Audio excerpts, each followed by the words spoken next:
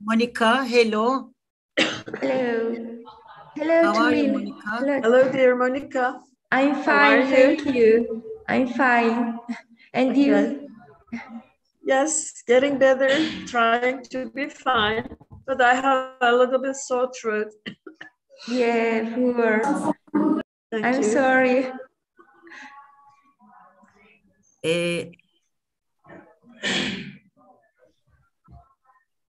I'm waiting for my students.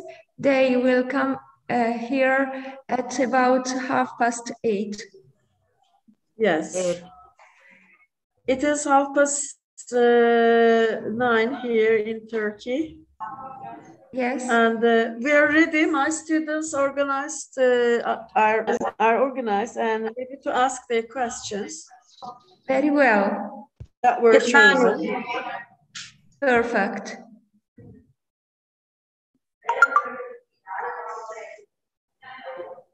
Hello, dear partners. Hello, dear Monica. Hello.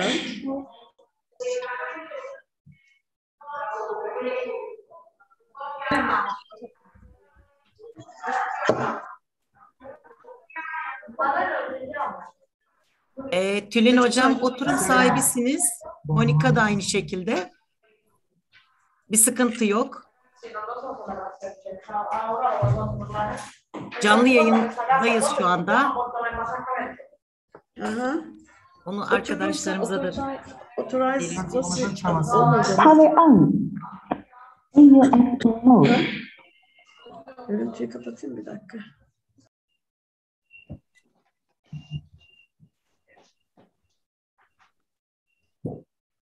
Perché se ne provo a sentire. Guarda, vedi, se io premo l'aumento di volume mi dice che disabilità.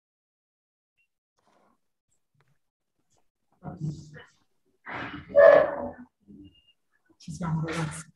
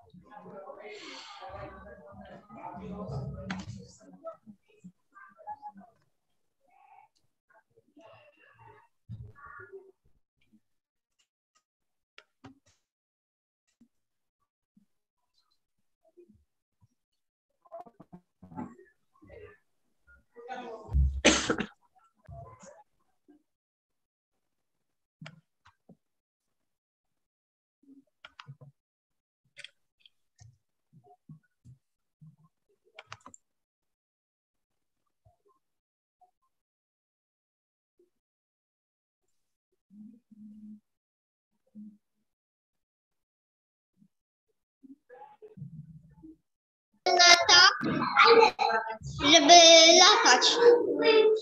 Pani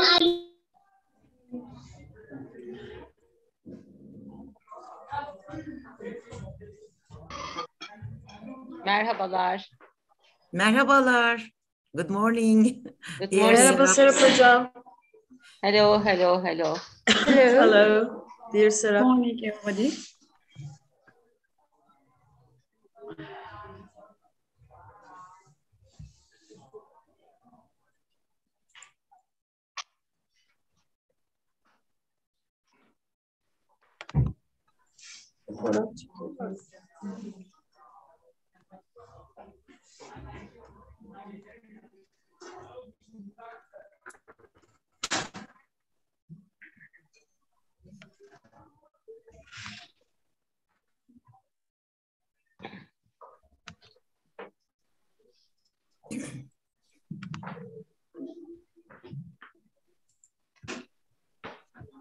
Aleyna.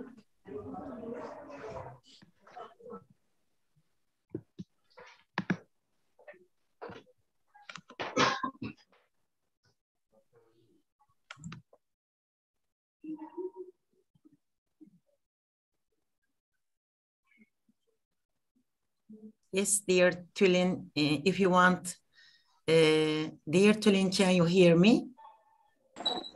Yes, I can hear you. Buongiorno. Dear Hatice. Now we are waiting for the. Now our professor is joined our meeting. Their partners. Our professor is joining now.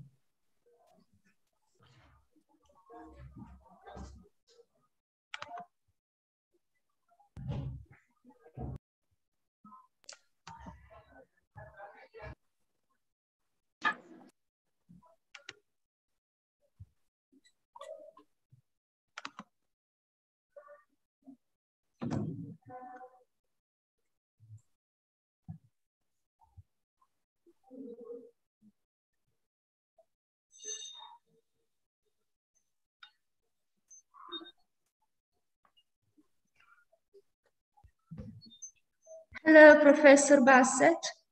Hello, good morning, Good Professor. morning. I'm very happy to see you here.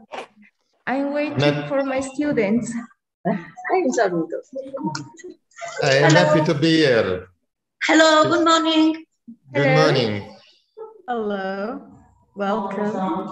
You have been so kind, so patient to receive all my emails, to answer, to accept my invitation. I'm very excited. We all are very excited to meet you.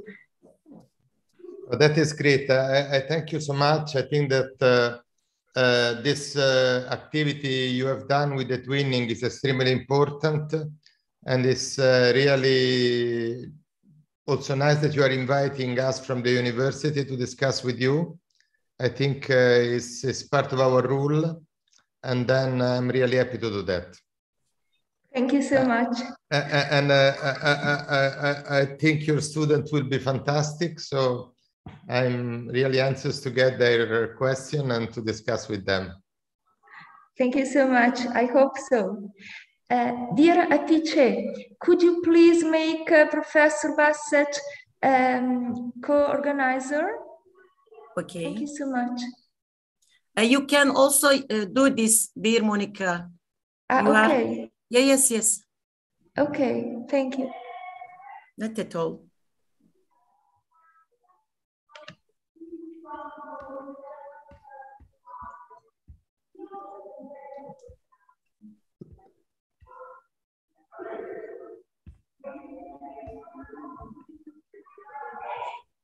Hatice, maybe you are more experienced. You can make okay. it.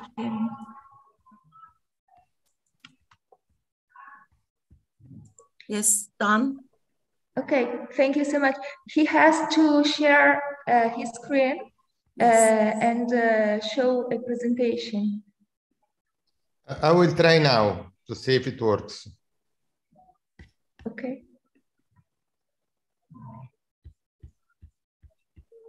Perfect. Yes, it is visible. Yes. Very clear, visible. It shows presentation mode now. Okay. Is it fine? Are you seeing presentation mode? Yes, perfect. Oh, okay, perfect. Yes, it is presentation mode now. We can see it. Perfetto. So I now disconnect my screen. Okay. Maybe we can wait just a few minutes.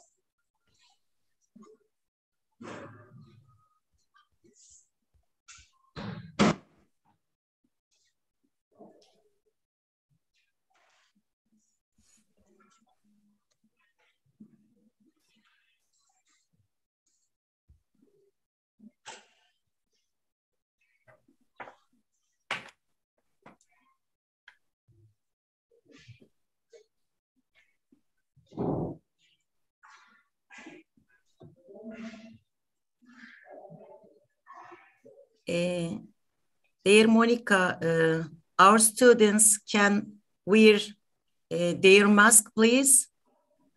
Yes, they should have their masks on, or they just can turn their webcams off.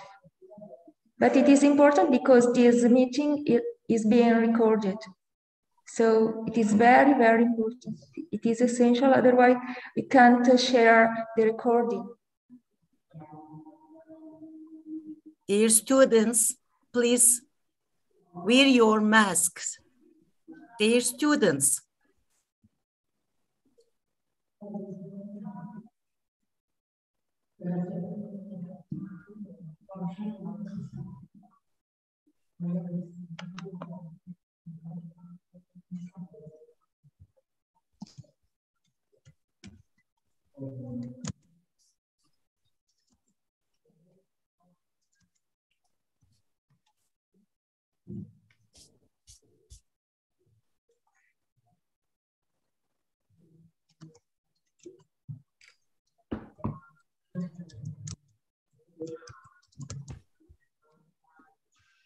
Dear Hatice, some partners are waiting in the waiting room. Can you accept them? Okay.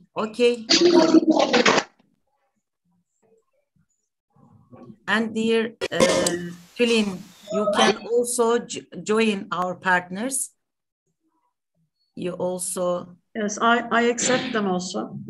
Okay. Nina is joining. Susan is joining. Okay. Yes. Dominique, Sepino.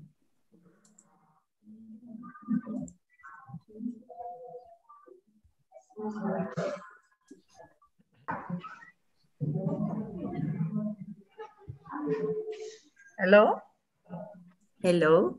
Hello.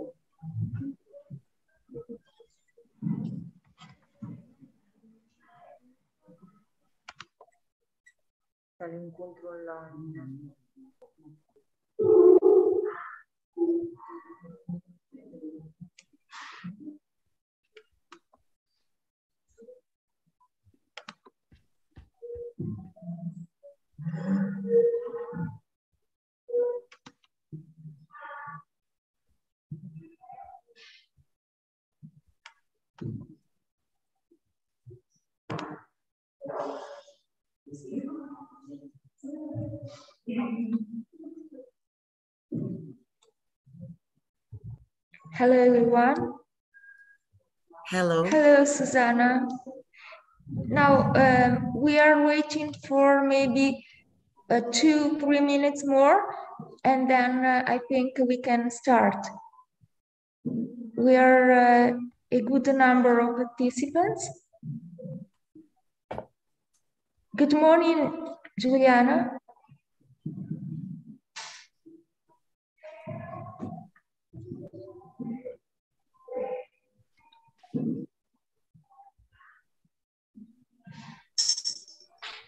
Hello, Malvina.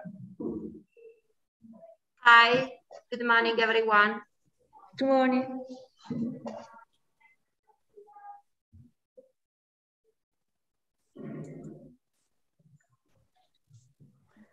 Okay, dear Hatice, yes, I think maybe Professor Bassett can start. Yes, of course. Okay, dear partners, we have the honor to have as our lecturer, Professor Alberto Bassett from University of Salento in Italy. He is a full professor of ecology at the university, and he's very active in the field of environmental defense of environment. We are very excited to hear from him his tips, his information about how can we make our school more green, inclusive, and sustainable, which is the theme, the annual theme of eTwinning 2022. So Professor Bassett now will speak for a first part of the conference about can other speeches teach us on how to make our school more sustainable? And the answer is yes, they can. So, dear professor, now you can share your screen and we can start to hear from you. Dear professor, thank you so much. Thank you so much for inviting me. I'm really happy to be with you. And I've just organized a few slides with some point on which we can make some reflection and then some discussion. Since we are used to consider ourselves as the center of universe, and we never considered that the other species that share with us our planet can teach us something. But now we are in a peculiar situation. Human has always affected the ecosystem at all times in the life of our species. We have had the event of pollution in the ancient Greek. We had the event of pollution in Italy during the Rome development, and those are the events that we know better because are part of our Mediterranean culture. But surely pollution and human impact has been strong in many other parts of the world where we have had large population growing. What is different now is that our impact is not anymore local, but tend to be global. And we are for the first time affecting our own development, our own possibility to grow, our own possibility to have a better life in the future. And therefore, we need to start considering how can we handle this specific condition in a way different from the past, where we were looking for other territories, for example. And then we also can take into consideration the fact that we are not alone in our planet. We share the planet with a lot of species, which more or less could have had the same problem that we have now during their lives. So possibly we can actually take example from them, and that is the aim of this very short talk. Are only a few slides and a few points of discussion, and then I will be very happy to discuss with you. So let me start, and then with a short premise. So our planet, Terra, the Earth, is a living planet. It means that most of what is happening on our planet is due to some species. It's due to the activity of the species. It's due to the fact that in our planet we have life. Well, then we share the planet and the resources of our planet with other million of species. We have classified at the moment 2 million species, more or less. We consider that we could have up to 8 million species in the planet, so we need to still recognize and classify a lot of species. One thing that is sure is that we deeply depend on what the other species do and what the other species produce for all aspects of our life. So we completely depend on other species for food. We completely depend on other species for materials. We completely depend on other species for what they do for us in the planet without our involvement. So, for example, cleaning the water, protective from natural disasters, recycling nutrients that are needed by plants, and also actually maintaining our beautiful atmosphere in a condition that is favorable to us, so with quite a lot of oxygen that help us breathing, living, working, running, doing everything. So we are not going to pay this activity of the other species. Sometimes we neither realize that they are working for us, but actually we depend on them completely. We shouldn't be able to live in isolation from other species. So we need to take care about that. And then there's another point that we need to consider is that from some respect, it's true that we have a particular rule, and so that we have a major responsibility on the health of our planet, at least for two reasons. One reason is that if we consider ourselves and all species that we are breeding, we are using, so the species that we have domesticated for food or for other issue, we are among the heaviest species in the planet.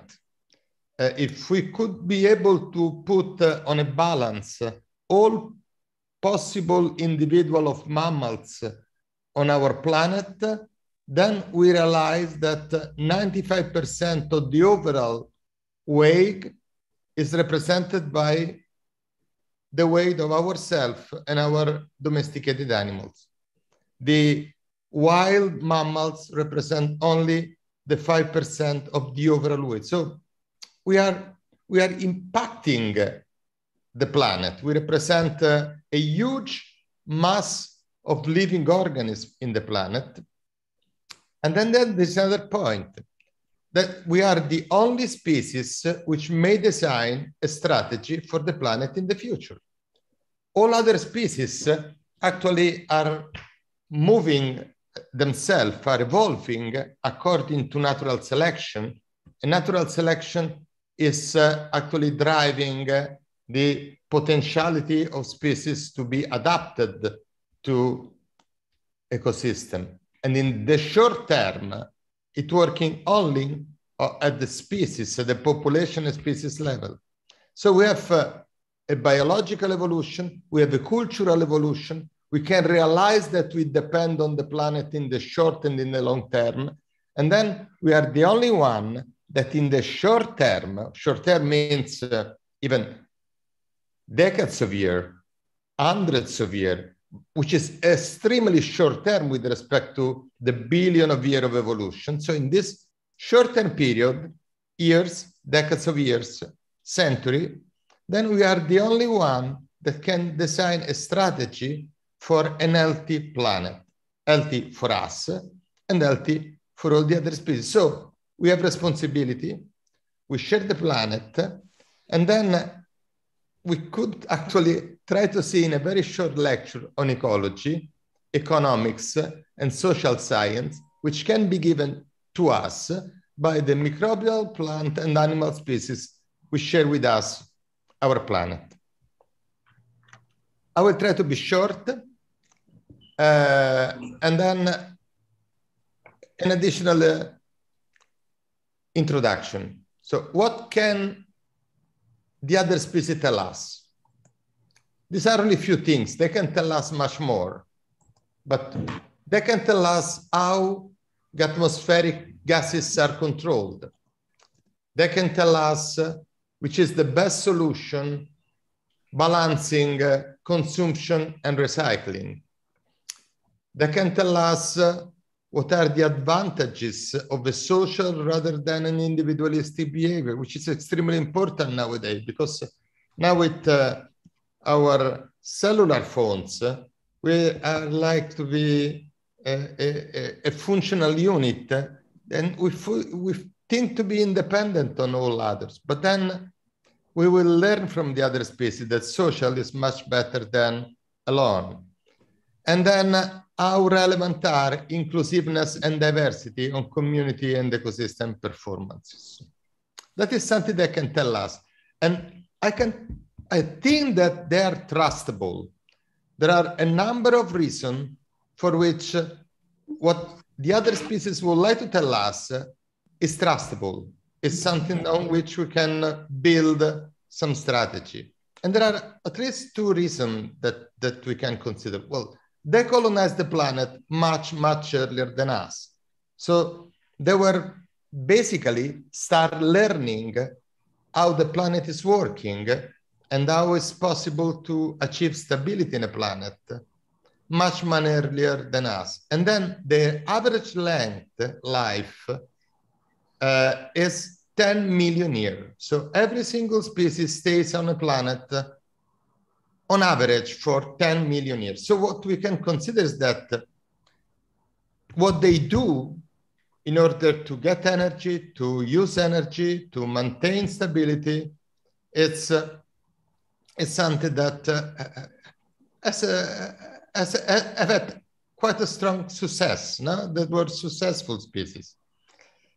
And there's another important thing is we can consider is that if we want to say in a very, very short sentence what evolution did in all this billion of years of progressive selection, well, evolution has selected combination of species which have mainly a single characteristic, to be stable through time. What have been evolved in the past, even fantastic performances, but didn't manage to reach stability, is not in our present. We are not seeing, we are not having, we are sharing with them the planet now. We share the planet only with those combination of species which has been stable for millions of years. And then if there is a number of scientists who try to calculate how likely is reality. So how likely is to observe the ecosystem which actually we are observing outside the window. So what we feel normal, what is the landscape, what is the woodland, the prairie, the lake, the river, the seas that we see every day, and the species that are there that we see daily, we see from year to year, and then it's normal. How likely is the arrangement of species which is normal? Well, let's start considering a number. This number is starting from with a 0. And then you could have, if you could have 2 0 and then 1, it means that the probability is something that is happening once every 1,000. If you have sorry, can I say something? Are you sharing your presentation with us? Yes. We cannot see it. Okay, let me, okay, probably. Yes, yes, okay. It was just the question I wanted to ask the professor. Maybe okay. I thought it was for the second part of your speech. No, okay, I'm retrying. While you are trying to present, just a second, Professor Bassett. I want to say that my principal is here with us. She joined us for the video conference.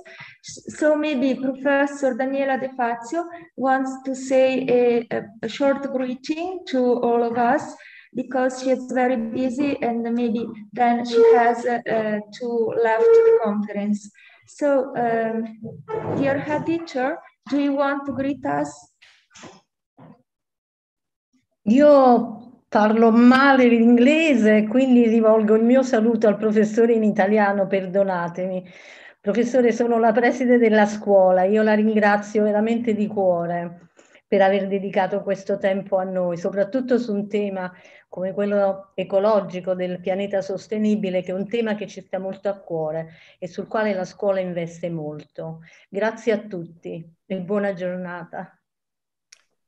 Dirigente, la ringrazio per queste opportunità. Per noi avere questi momenti di colloquio, to have this consultation with the school student è molto importante, è prezioso, perché i vostri studenti sono le prossime generazioni e aiutare in qualche modo ad avere una cultura ecologica più solida è per noi un privilegio quando ci capitano queste occasioni. Quindi la ringrazio. Grazie a lei. Thank you so much, dear head teacher. She said that our school is very engaged to prepare a good environment for future generations. And in our school, they are creating, for instance, a vegetable garden, some flower beds, and now also a garden with the flowers and new plants just in front of our windows. So our school is very sensitive to these topics.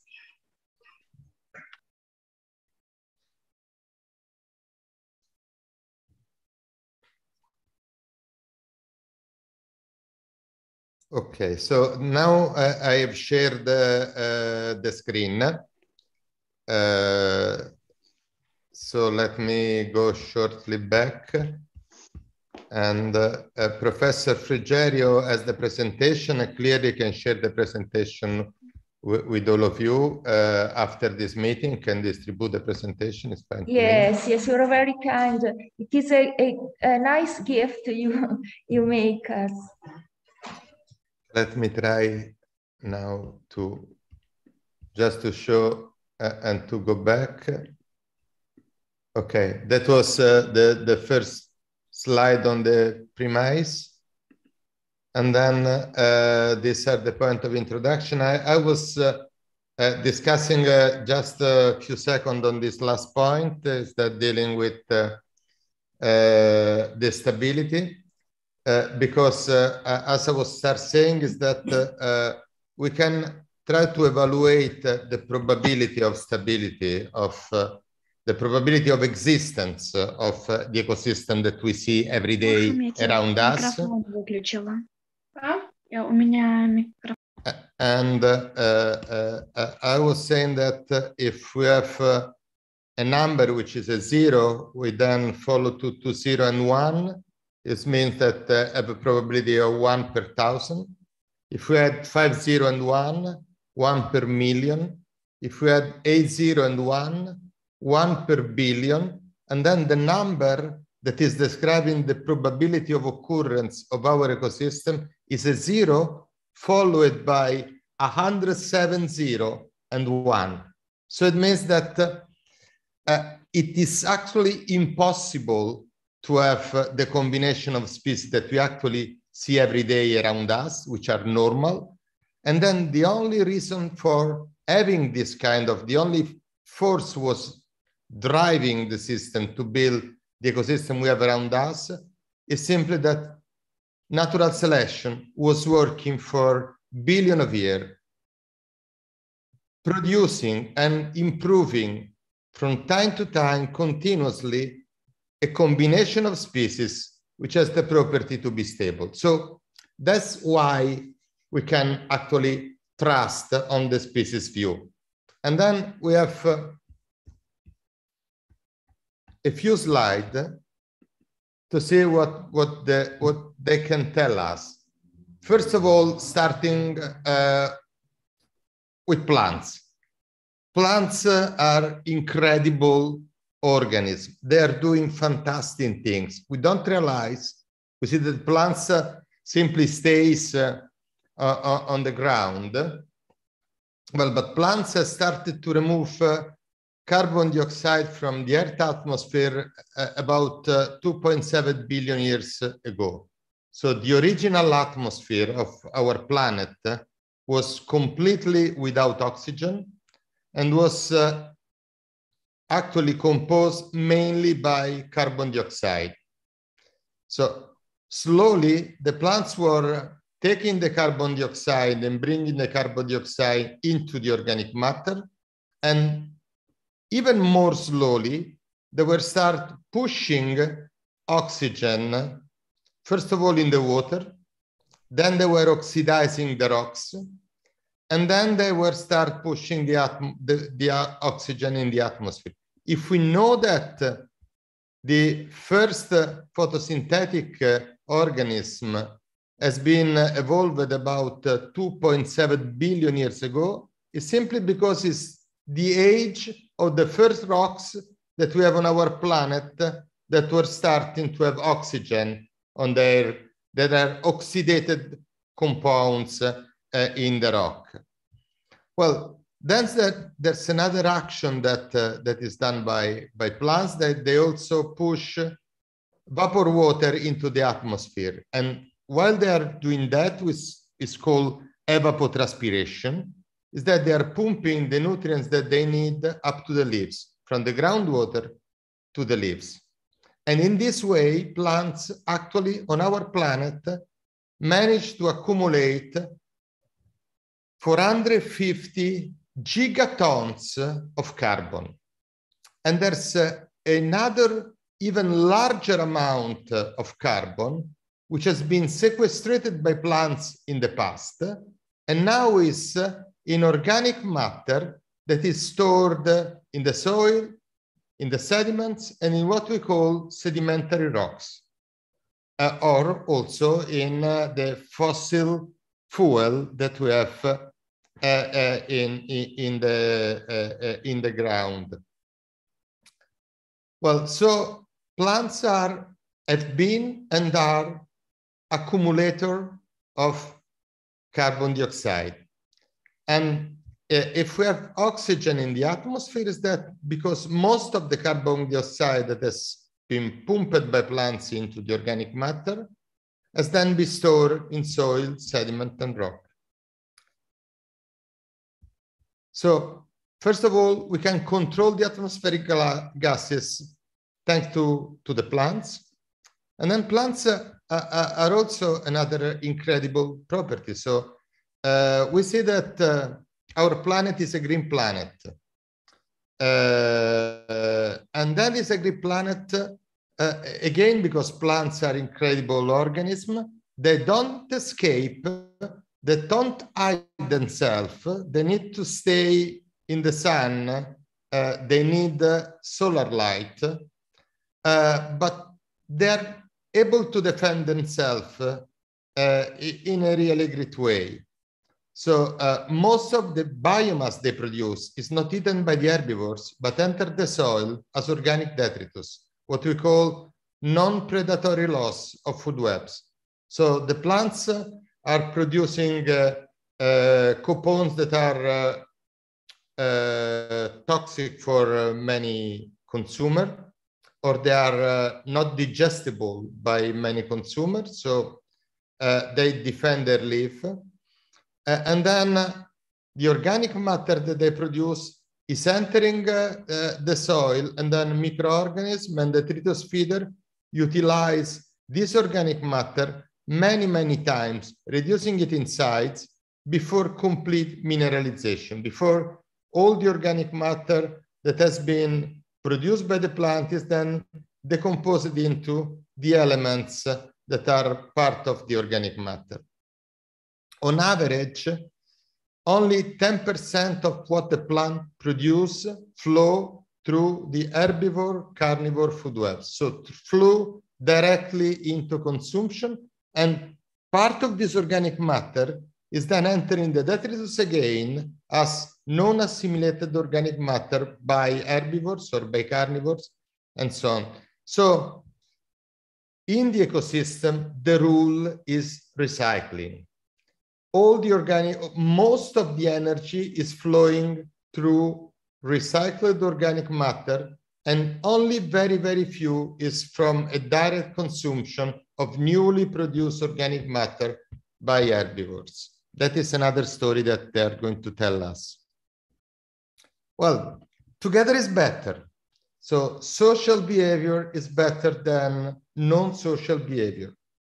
We can have a number of examples of social behavior where we look at the social species of primates as the gorilla or the whales. Then we have insects that use social behavior, well, bees or termites. And then we have the birds that have particular social behavior, particularly for reproduction, with a clear difference in the specific rules. How can we say that together is better? How can we say in a quantitative way? Well, we can try to find out how much successful species are bees or termites are paying for being social, which is the cost of sociality. And if we go back and see the cost of sociality, then is what we call the production efficiency. It means that how much biomass production is going to be produced per unit of organic matter which has been assimilated by the animals. The higher is the production with respect to the assimilation, the higher is the efficiency. And then efficiency is important because it gives competitiveness to species. So if we look at the efficiency, the highest efficiency, production efficiency among species is of non-social insect. And the efficiency is more or less 40%. If we go from non-social insect to non-insect invertebrates, then it's decreasing. The lowest efficiency at all is on the insect, on the birds, and particularly on the insect feeder birds and of the small birds like the hummingbirds. The efficiency is less than 1%. And most of this cost of the living, which is actually driving that most of organic matter doesn't enter in production, but simply is burned in order to produce energy, is related to the thermic regulation, to homeothermy. So to the maintenance of our body at 37 degrees of temperature, which is extremely expensive, but also give a huge advantage. Well, mammal population can be active all over the year and then can move from one side to the other, searching resources when the plants start to produce organic matter in different places. So that is the advantage of homeothermy, of keeping our temperature at 37 degrees.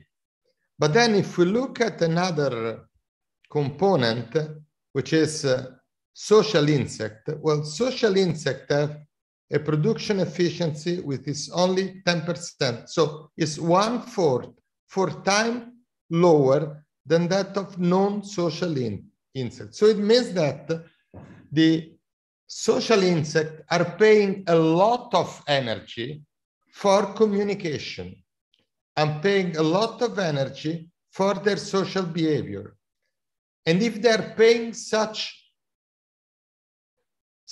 energy, it means that, and they are successful, they are wherever in our planet, at all latitude, in all continents, and they create dense population. That means that they gain fitness, they gain productivity from this cost, from paying for sociality. So it gives us an idea of how relevant sociality is. In a quantitative way, we can see the cost, and the cost represent a value.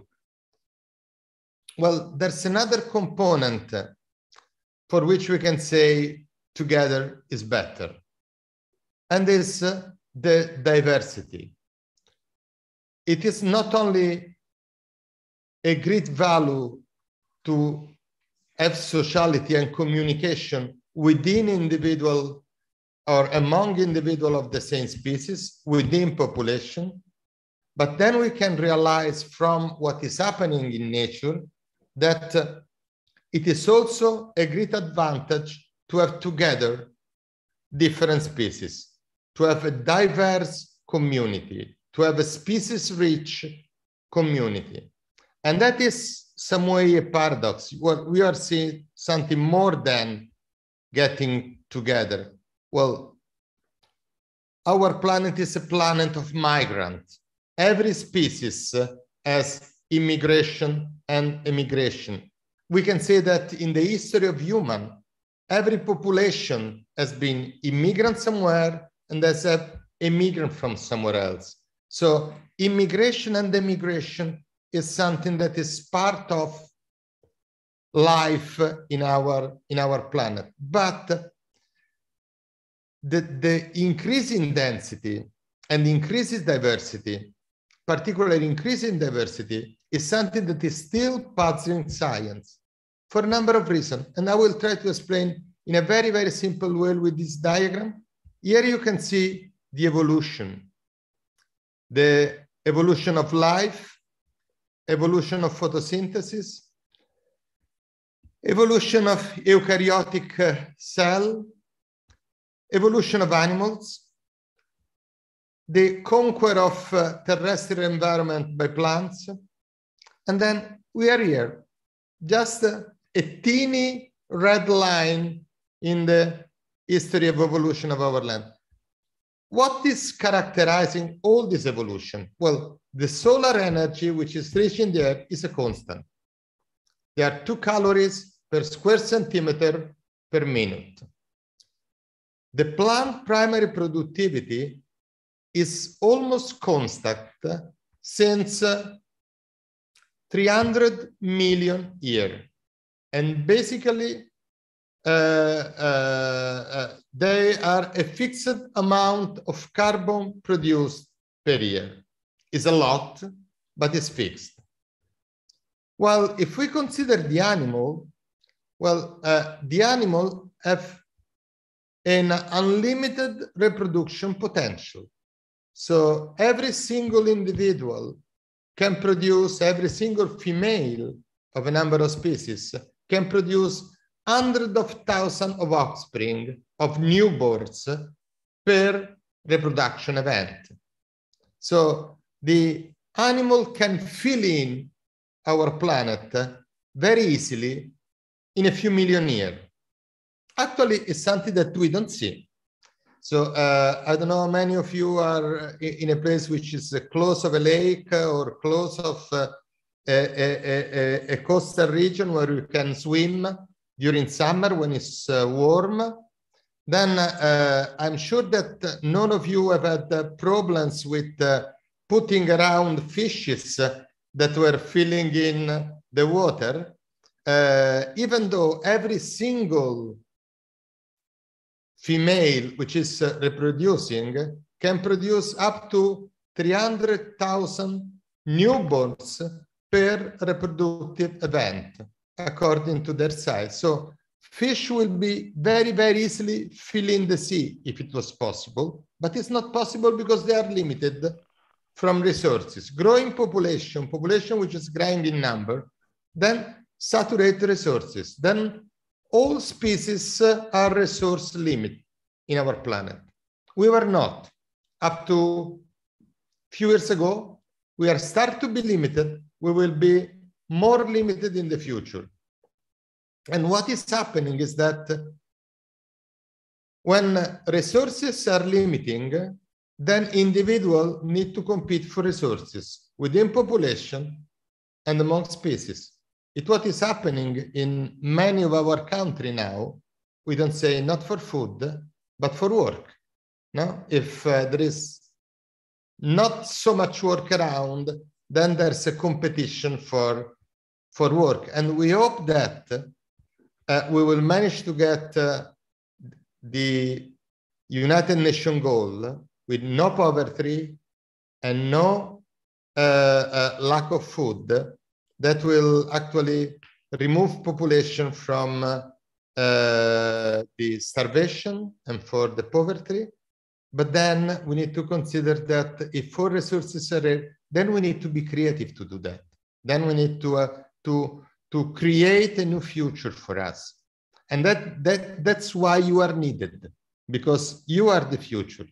But then going back on this aspect, the energy is constant, productivity is constant, animals are growing in number, then saturate resource and start to compete. So in principle, we should have, if we have a fixed number of resources available, a fixed number of individuals that can share that resources, evolution is promoting the capability to use resources in a better way. So we should expect to have a few species or a constant number of species, which is not true.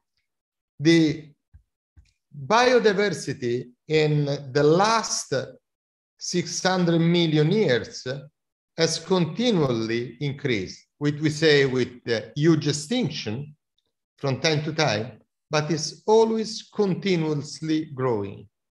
And that is another thing that is say, if biodiversity is growing, then it means that more species, more diverse species perform their function better. And then there is always someone else that could give an hand, could support the activity if a species is in difficulty. So that is a sort of cooperative activity, which look to us to be competitive, but then it's also have some sort of cooperation. Well, biodiversity is continuously growing. We are putting biodiversity at risk. We need to be careful about that. We have a number of species which could become extinct, and having species that became extinct that can harm function, that can harm the services which biodiversity is supplying to us. But what they can tell us is that, okay, it means that we can try to control the carbon dioxide in the atmosphere. We can try to understand if it is better to have consumable material, or if we have material that can be recycled, that can be reused, that can be maintained. Then can tell us that we need to have a social behavior. We need to actually work together. And then we need to give value to, then we need to give value to the skill of the others. The skill of everybody is actually helping us to perform better in the future. So that is what we have learned from the other species that share with us, and now we need to be good students. You surely are good student. So we can also see few things that can do to improve the sustainability of your school. I have 4 more slides for that. I don't know, Professor Frigerio, if you want to stop here for a while and have question and then use the slide in order also to give answer to the question. Let me, how you think that is better to proceed? I can finish with the 4th slide and then get question, or we could have question now and then use the slide to try to give some answer. Yes, Professor, first of all, thank you, because your explanation was very fascinating, very exhaustive. I think maybe now we can see the slides, because some of the questions are answered in the slides. And then finally, students can ask you the questions, and you will answer to those questions that were not answered in the slides. Okay. Okay, I will go through. And okay. Then, okay, again. So what can we do in order to have a green school? So every one of us should help in reducing the net carbon emission. So we could try to do that in the school as well. I'm sure that you are already doing that. I'm sure that if your school has a garden, you are planting trees, if there is space enough to plant trees. I don't know if you are also building and cultivating a vegetable garden. That could be another way to try to absorb the carbon dioxide from the atmosphere and bringing into the plant tissue. If your school hasn't any open space, then you could try to fill in all sunny open spaces available with potted plants. And then what you could do at the end of the year, starting from the beginning of the year and then seeing at the end of the cycle, you can weigh the plant, and then at the end, and then working in similar condition, and try to assess the production of your plants, the production of your vegetable garden, and to have an idea of how much biomass has been produced this way. And then from the biomass gain, then you can estimate your school contribution to the net carbon emission reduction. So how much carbon dioxide you have managed to take from the atmosphere and put in the body mass of the plants. Well, then I'm sure that you're also recycling in your school. And then you could give value to the food wastes.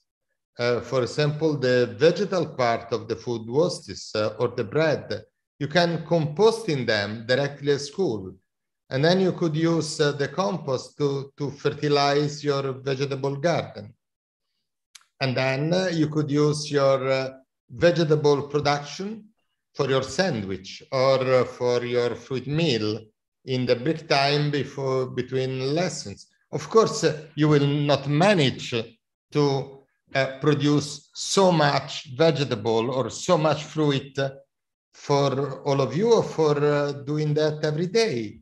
But then it will be a big piece of activity that is compensate the carbon emission, and then your school will be anyway more sustainable, and you could be more healthy because you are going to eat the food you are culturing, which surely has not any chemical products, and then has been collected fresh and eaten fresh. Well, you can also try to do something more than that. So you could try to give value to the product that have been produced locally in the vicinity of your time. You can make selection of what you're using for food. You can give value to the products which are characteristic of the season and doesn't need the greenhouse to grow and ripe. And then you can give value to biologically or biodynamically cultured products. So then you can not only culture your plants, but also be more selective in what you are eating, giving value to products that have 0 kilometer, not causing a carbon footprint impact on our planet, and that are free from chemical products. Well, then there are other things that you could surely do, and surely you are going already to do.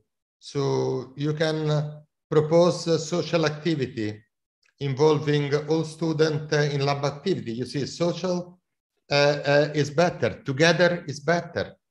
And then one of the activity you are probably doing or you could do in your school is to try to give new life to wastes or to no more use objects that are in your school.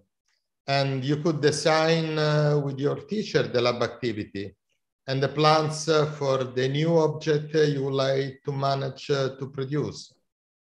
And then you could map the skill of your colleague at the school, try to be that sure that everyone is involved using her or his best specific skill. Again, taking profit of being all together. And then you could also have a rule in communication. You can be ambassadors of sustainability with your parents, with your relatives, with your neighbors, and then you can involve them in this activity. That could be being really ambassadors of sustainability in your town, in your village, in the place where you live, trying to multiply what you are learning into what you can teaching to all the component of the society.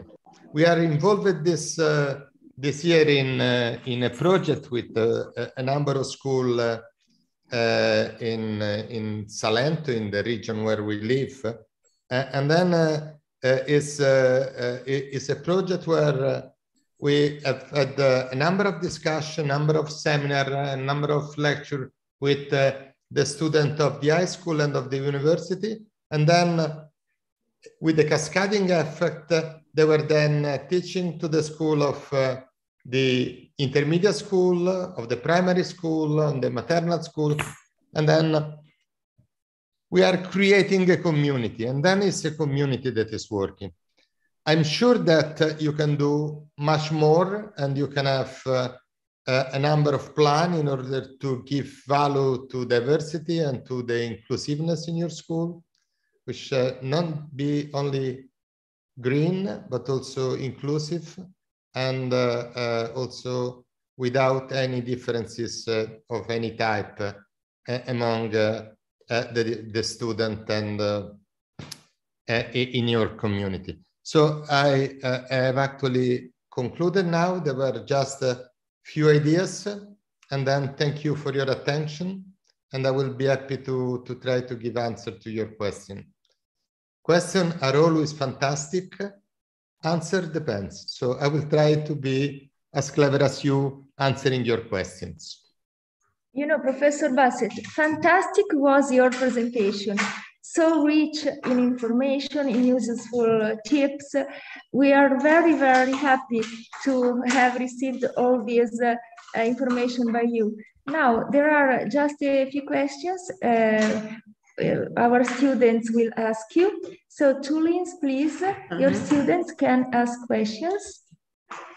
Yes. First of all, we would like to thank Professor Bassett for this precious information, and it was very informative. Thank you very much. Now, Melis wants to ask a question. Thank you again. You are most welcome. Hello, dear Professor Bassett and teachers.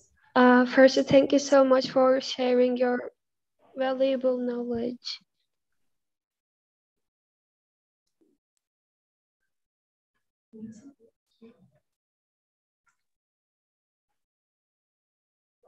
Okay, please ask the question.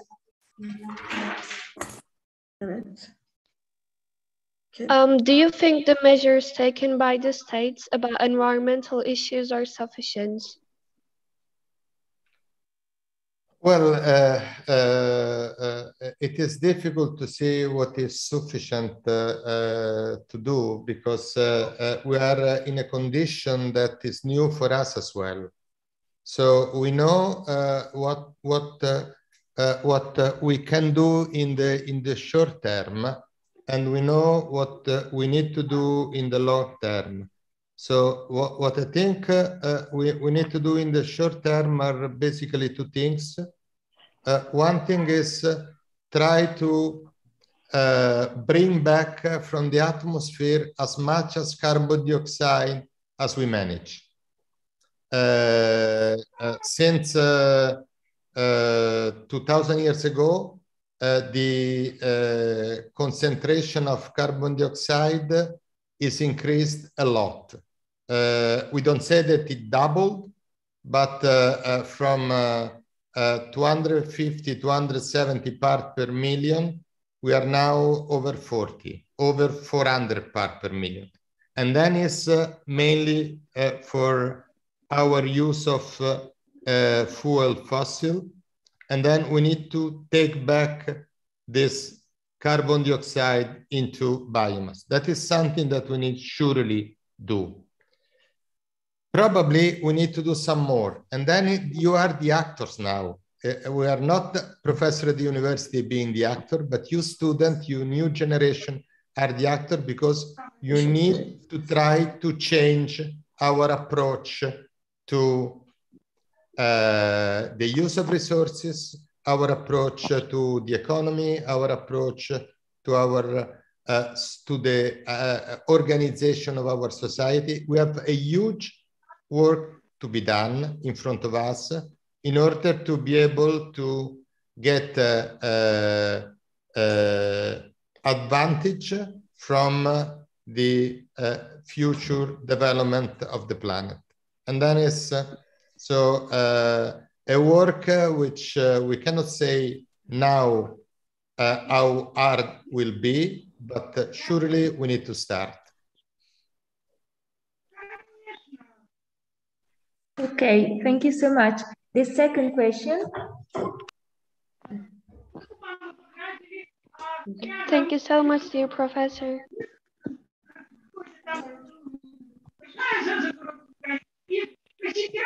Now, Elif Naz has a question.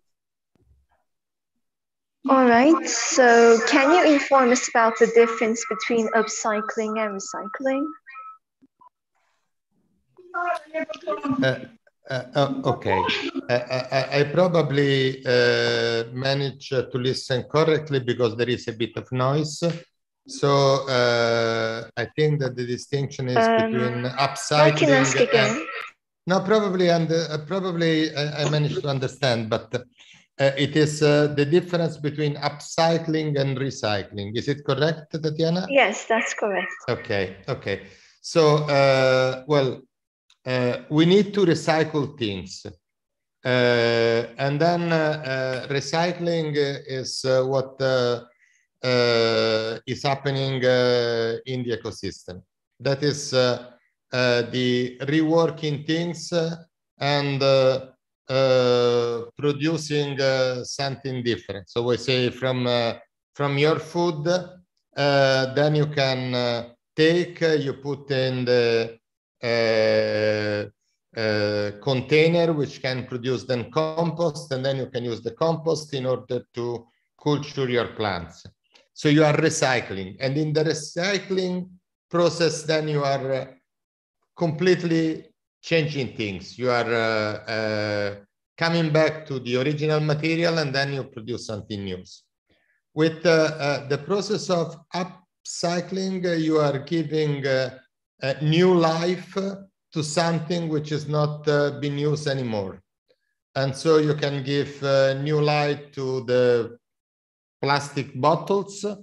Then you can organize and then have some hydroponic culture. You can give new life to the glass bottles. You could give new life to, if there are desks that you have in your classes that are too old to be used again as a desk, you can then try to rework them and to make them available again. So it's then giving new life to some objects that doesn't mean destroying the object to do and produce completely different things, but using the object that you have and giving new life to that. Well, and there are many things that we can actually upcycling in our school, in our labs, in our houses, and then it's a good thing to do. Thanks for all your questions. They are very interesting. Okay, dear professor, a last question. Now we'll ask you. Yes, Elena. Okay, so what has been the impact of COVID-19 on the environment? Well, that's also something which is not easy to say. We need to actually disentangle the short-term impact with the long-term impact. Because if we consider the short-term impact, then what we see is something positive impact, since we have been restricted in our action, and then the other species have taken place in the ecosystem. So that is what we can see.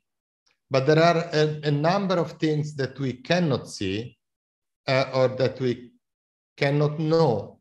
And then it means to what extent COVID was also affecting other populations that are sharing with us the biosphere or that are occurring inside the ecosystem. So it is difficult to know to what extent COVID is spread into the ecosystem. What we see is what it did with us. But it is also sure that there were a number of other species that have been negatively affected in this period by something. We don't know if it is COVID, but surely we have had, for example, a huge change in the density of migratory birds in a different region of the Earth. And then we need still to learn a bit more. What we can say in a general term is that the impact of infection, such as the COVID infection, they tend to be generally short-term impact. So ecosystem recover easily and population recover easily, because from one side, the infection itself promote resistance in the population and in the ecosystem. And from the other side, progressively, natural selection is selecting weak strain of the epidemic viruses or bacteria. So I don't know if I had replied. I give you a good response to your question, but basically in the short term, the ecosystem has gained from our lower activity. And in the long term, this kind of infection tend to be easily absorbed by ecosystem and by population. So we hope that is going to be part of what it will happen to our population, being able to absorb, and then that in a near future, from the next year, from the next 2 years, we will get completely free from COVID-19. Okay, Professor, your lecture was very clear, exhaustive, and fascinating. I think our students are left with a positive message. That is that together we can do something, we can do a lot, because they are our future. They can start now, as they are already they are doing something for the school garden, for the vegetable garden, and they can do more. Also, our principal said our school will start to be more sensitive and more organized about the care of the environment. But I think our students have a lot of materials now to study and to become, as you said, good students for the environment. Good students, meaning that they have to be careful and to take information about what they can do and start doing. Thank you so much. Thank you so much for these words. And Professor, you were very kind and patient. I can't stop thanking you about your availability and your kindness. We all are very excited to have known you, and I hope maybe in the future we can collaborate again for other projects. We'll continue creating projects in eTwinning about this topic, because it is so important for the future generations. So thank you so much on behalf of all the eTwinning team of this project. Now we'll leave you free, because I know you have a lot of things to do. But thank you for your time, and thank you again. Thank you again for inviting me. Congratulations for your project. It's fantastic. And I'm sure that your students are actually great students and will be a great member of the future society. Arrivederci. So. Arrivederci. See you. Bye-bye. See you. Thank you, Professor. Thanks so much. Thank you so much. Thank you. Bye-bye. Thank you so much. Bye. Thank you so much. Bye.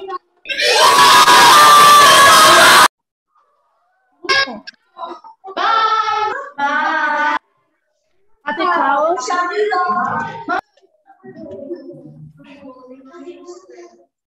Allora, Okay, dear partner, I think we can finish our webinar. The professor was very, very kind. It was so clear. Goodbye, dear students. I'll share with you the slides of the presentation, okay? Thank you very much, dear Monica. Okay. There is an excellent webinar. This is an excellent webinar. And all of teachers, all of kids, all of students, thank you very much for your joining the meeting. Thank you and greetings from Istanbul. Yes, see you and soon. thank you, teacher. Thank you so much for. From Sicily. Yes, hello, goodbye. Have a nice day, and thank you so much, teacher, for creating this online meeting, and also to all the persons who took part in the meeting. Okay, Thank you so much, see you. Have a nice day. Have a nice day. Thank you so much. Have a nice day. Okay. Bye. Goodbye. Goodbye. Bye. Bye. Together is better. Together is better.